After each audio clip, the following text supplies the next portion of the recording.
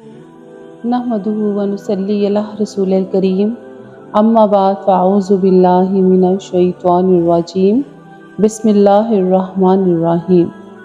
معزز سامعین، آج کا عنوان ہے زکوٰۃ و صدقات اور خاندان نبوت۔ نبی آخر الزماں صلی اللہ علیہ وآلہ وسلم نے خاندان نبوت کے لیے زکوٰۃ اور صدقے کو حرام قرار دیا ہے۔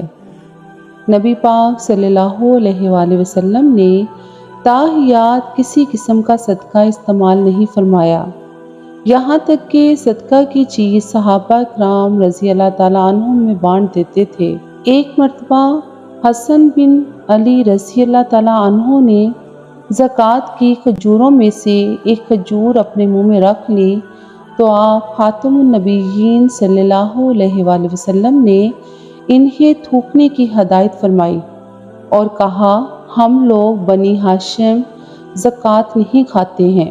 نبی کریم صلی اللہ علیہ وآلہ وسلم ہدیے کو قبول کرتے تھے، کیونکہ ہدیہ دینے والا اس کے ذریعے احترام و عقیدت اور تعلق و محبت کا اظہار کرتا ہے۔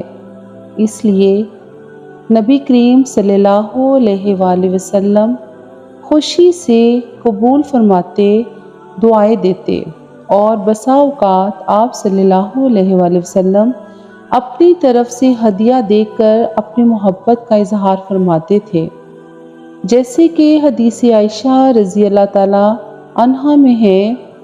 نبی کریم صلی اللہ علیہ وآلہ وسلم ام المومنین حضرت عائشہ رضی اللہ تعالیٰ عنہا کے یہاں تشریف لائے اور دریافت فرمایا کہ کیا تمہارے پاس کچھ ہے؟ عائشہ رضی اللہ تعالیٰ عنہا نے جواب دیا کہ نہیں، کوئی چیز نہیں، ہاں نصیبہ کا بھیجا ہوا اس بکری کا گوشت ہے جو انہیں صدقے کے طور پر ملی ہے۔ تو آپ صلی اللہ علیہ وآلہ وسلم نے فرمایا، لاؤ، خیرات تو اپنے ٹھکانے پہنچ گئی۔ نبی کریم صلی اللہ علیہ وآلہ وسلم کی زوجہ حضرت جویریہ رضی اللہ تعالیٰ عنہا بیان کرتی ہیں کہ ان کے پاس رسول اللہ صلی اللہ علیہ وآلہ وسلم تشریف لائے اور پوچھا، کچھ کھانا ہے؟ حضرت جویریہ رضی اللہ تعالیٰ عنہا نے کہا، یا رسول اللہ، اس بکری کی ایک ہڈی کے سوا ہمارے پاس اور کچھ نہیں ہے، جو میری آزاد کردہ باندی نے اپنے صدقے سے ہدیہ کی تھی۔ آپ صلی اللہ علیہ وآلہ وسلم نے فرمایا، اس کو لے آؤ، کیونکہ صدقہ اپنی جگہ پہنچ گیا۔ حدیث عائشہ میں زکوٰۃ یا صدقے کے مال میں سے کسی دوسرے کو مال دینے کا ذکر موجود ہے۔ اس حدیث مبارکہ میں نصیبہ نامی ایک انصاری عورت کے ہاں کسی نے بکری بھیجی۔ نصیبہ نے اس میں سے گوشت حضرت عائشہ رضی اللہ تعالیٰ عنہا کے یہاں بھی بھیج دیا۔ نبی پاک صلی اللہ علیہ وآلہ وسلم جب حضرت عائشہ کے ہاں تشریف لائے اور دریافت کیا کہ تمہارے پاس کھانے کی کوئی چیز ہے؟ حضرت عائشہ رضی اللہ تعالیٰ عنہا نے جواب دیا کہ ہاں، نصیبہ کا بھیجا ہوا اس بکری کا گوشت ہے جو انہیں صدقے کے طور پر ملی ہے۔ تو آپ صلی اللہ علیہ وآلہ وسلم نے فرمایا، لاؤ، خیرات تو اپنے ٹھکانے پہنچ گئی۔ یہ گوشت نصیبہ کے لیے صدقہ تھا اور ہمارے لیے ہدیہ ہے۔ اس حدیث مبارکہ سے صاف ظاہر ہوتا ہے کہ گویا نصیبہ، جن کا نام ام عطیہ بھی تھا، انہوں نے جو گوشت حضرت عائشہ رضی اللہ تعالیٰ عنہا کو بھیجا وہ حضرت عائشہ کے لیے ہدیہ تھا اور نصیبہ کے لیے صدقہ تھا۔ پس صدقے کو اس پر قیاس کیا۔ اس حدیث مبارکہ کے ذریعے ان لوگوں کو رد کیا جو زکوٰۃ میں سے ایک فقیر کو اتنا دے دینا مکروہ سمجھتے ہیں کہ وہ صاحب نصاب ہو جائے۔ امام ابو حنیفہ سے ایسا ہی منقول ہے، لیکن امام محمد رحمۃ اللہ علیہ نے کہا کہ اس میں کوئی قباحت نہیں۔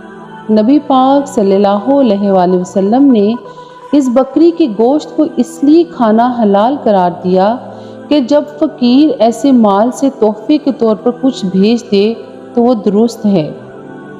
حدیث جویریہ رضی اللہ تعالیٰ عنہ میں ہے کہ حضرت بریرہ رضی اللہ تعالیٰ عنہ کو جو صدقہ دیا گیا تھا وہ بحیثیت صدقہ نبی کریم صلی اللہ علیہ وآلہ وسلم کے لیے جائز نہیں تھا، لیکن جب بریرہ نے وہی مال نبی کریم صلی اللہ علیہ وآلہ وسلم کو ہدیہ کر دیا تو مالک کی تبدیلی سے اس چیز کا حکم بھی تبدیل ہو گیا اور آپ صلی اللہ علیہ وآلہ وسلم کے لیے اس کا استعمال جائز ہو گیا۔ فقہا نے اس حدیث سے بہت سے مسائل مستنبط کیے ہیں۔ حیلہ اسقاط میں جب ایک ہی رقم کو بار بار مختلف اشخاص کو دیتے ہیں تو اس میں تعدد آ جاتا ہے۔ مساجد اور مدارس میں اس حیلہ سے زکوٰۃ کی رقم لگائی جا سکتی ہے۔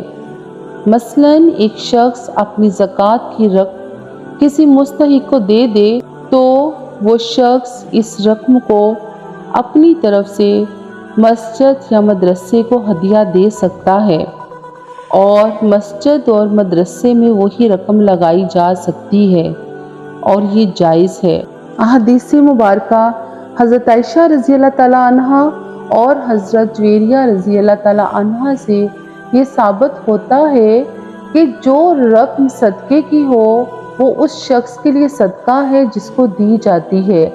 اگر وہ آگے کسی دوسرے شخص کو دے دیتا ہے تو وہ اس شخص کے لیے صدقہ نہیں ہوگی بلکہ وہ اس شخص کے لیے ہدیہ ہوگی۔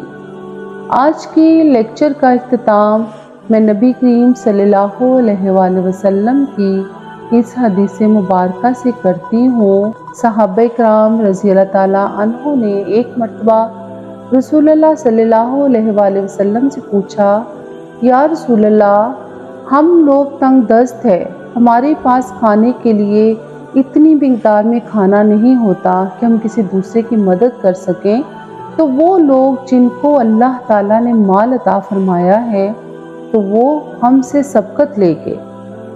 آپ صلی اللہ علیہ وآلہ وسلم نے فرمایا کہ اگر تم کسی راستے میں جا رہے ہو اور تمہارے راستے میں پتھر ہے اور تم اس پتھر کو اس نیت سے اٹھا کر دوسری طرف کر دو کہ کسی دوسرے کو اس سے تکلیف نہ پہنچے تو یہ بھی تمہاری طرف سے صدقہ ہوگا۔ اللہ تعالیٰ ہمیں بھی اپنے مال میں سے دوسروں کو صدقہ، خیرات اور زکوٰۃ دینے کی توفیق عطا فرمائے۔